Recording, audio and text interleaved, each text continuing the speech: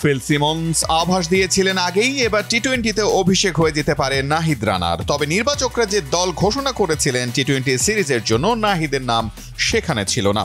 One day series শেষ করে তাই তার দেশে ফেরার কথা ছিল। তবে দেশের বিমানে এখনই ওঠা হচ্ছে না এই তরুণ পেসারের। গতি দিয়ে বিশ্ব ক্রিকেটে বাজিমাত করা এই পেসার আছেন টি-20 অভিষেকের দ্বার প্রান্তে।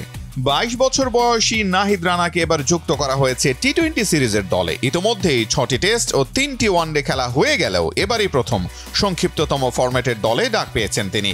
টেস্ট ও ওয়ানডেতে বাজিমাত করা নাহিদ রানার অভিষেক তাই ক্যারিবিয়ানদের মাটিতেই হয়ে যেতে পারে। নাহিদকে স্কোয়াডে যুক্ত করার বিষয়টি নিশ্চিত করেছে বাংলাদেশ ক্রিকেট বোর্ড বিসিবি। রবিবার বিকেলে দেওয়া এক সংবাদ বিজ্ঞপ্তিতে জানানো হয়েছে, ওয়েস্ট ইন্ডিজের বিপক্ষে টি-20 সিরিজের দলে ফাস্ট বোলার নাহিদ রানাকে অন্তর্ভুক্ত করা হয়েছে। নাহিদ ছাড়াও এই সিরিজের দলে আছেন প্রথমবার ডাক পাওয়া রিপন মন্ডল, যিনি এশিয়ান গেমসের বদৌলতে আন্তর্জাতিক ম্যাচ খেললেও মূল দলে এবারেই প্রথম ডাক পেলেন। এছাড়াও পেস বিভাগে আছেন তাসকিন আহমেদ, তানজিম হাসান সাকিব ও হাসান মাহমুদ। সেন্ট ভিনসেন্টে সিরিজের পরবর্তী 2টি ম্যাচ অনুষ্ঠিত হবে বাংলাদেশ সময় 18 ও 20 ডিসেম্বর ভোর 6টায়। নিয়মিত অধিনায়ক নাজমুল হোসেন শান্তর অনুপস্থিতিতে এই সিরিজে দলকে নেতৃত্ব দেবেন লিটন কুমার দাস। নাহিদ রানাকে নিয়ে শক্তি বাড়ালেও এই সিরিজে বাংলাদেশকে দিতে হবে কঠিন পরীক্ষা, সেটা ইতিমধ্যেই প্রমাণিত।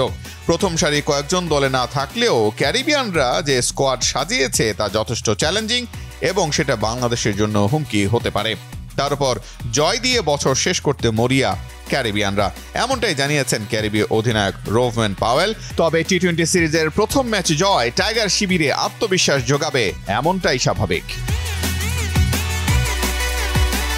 জিসান আহমেদের প্রতিবেদনে জাহান অরণ্য, কালের কণ্ঠ।